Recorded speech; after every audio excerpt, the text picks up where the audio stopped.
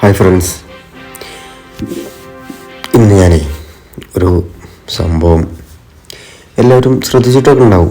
നമ്മുടെ ലാലേട്ടനൊക്കെ അഭിനയിച്ച ഒരു പഴയൊരു സിനിമയാണ് നിർണയം എന്ന് പറഞ്ഞിട്ടുള്ളൊരു സിനിമ കേട്ടോ.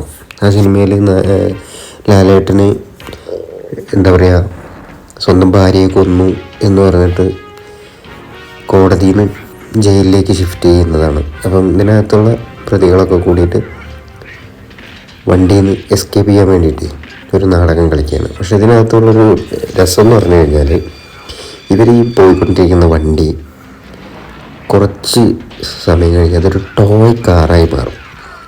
അത് എത്ര പേര് ആ സിനിമയിൽ ശ്രദ്ധിച്ചിട്ടുണ്ടെന്ന് അറിയില്ല കേട്ടോ. അത് ശ്രദ്ധിച്ചവർക്ക് മനസ്സിലാവുകയും ചെയ്യും.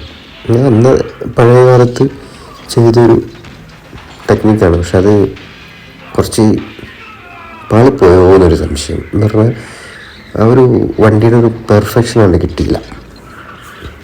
ഇപ്പോൾ ഈ വണ്ടി പോകുമ്പോൾ തന്നെ നമുക്ക് കറക്റ്റ് അറിയാനും പറ്റും.